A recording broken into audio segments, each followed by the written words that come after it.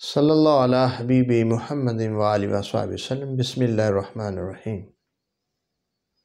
آج ہم ایک چھوٹا سا نسخہ بتائیں گے، لیکن وہ اکثیر سے کم نہیں،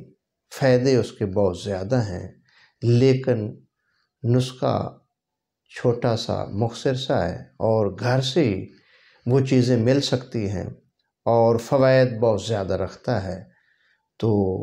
اس کو ضرور بنا کر استعمال کرنا چاہیے۔ بلکہ وہ جو نسخہ ہے اصل میں وہ جو اعصابی ویکنس ہو جاتی ہے یا موڑوں کے اندر پرابلم آ جاتی ہے اور موڑوں کے اندر خلا پیدا ہو جاتا ہے اور اعصاب کے اندر کھچاؤ آ جاتا ہے، تو اس کے لیے یہ بہت ہی فائدہ مند ہے اور کمر کے درد کے لیے بہت مفید ہے، اور اس کے علاوہ جوڑوں کے درد کو بھی فائدہ دیتا ہے، اور بلکہ جتنے بھی جسم کے اندر ورم ہو جاتے ہیں جوڑوں کے اندر یا معدہ کے اندر سوزش وغیرہ ہو جاتی ہے یا معدہ کے اندر السر ہو جاتا ہے، تو اس کے لیے بھی بہت مفید ہے۔ تو نسخہ کے جو اجزاء ہیں وہ ہیں ہلدی 20 گرام، زنجبیل 20 گرام، اور اس کا جو بنانے کا طریقہ ہے وہ یہ ہے کہ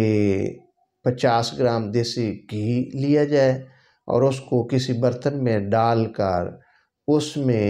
یہ ہلدی کے چھوٹے چھوٹے پیس کر کے اس میں شامل کر دیں، اور جو زنجبیل ہے جس کو سونڈ کہتے ہیں وہ ویسے ہی اس میں شامل کر دیں، اس کو بریک نہیں کرنا، تو اس کو کسی دھیمی آگ کے اوپر برتن کو رکھ دیں۔ جب وہ زنجبیل گھی کو جذب کر کے پھول جائے، سرخ رنگ کی ہو جائے، تو ان دونوں چیزوں کو نیچے اتار لیں،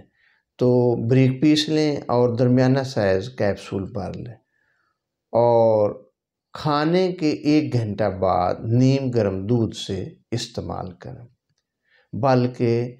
یہ اتنا اکثیر اور مفید نسخہ ہے کہ جو ہم دن کو کام کاج کرتے ہیں اور رات کو تھکاوٹ ہو جاتی ہے، بے چینی ہو جاتی ہے، اور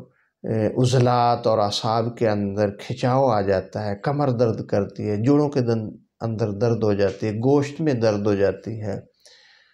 تو اس کے لیے یہ بہت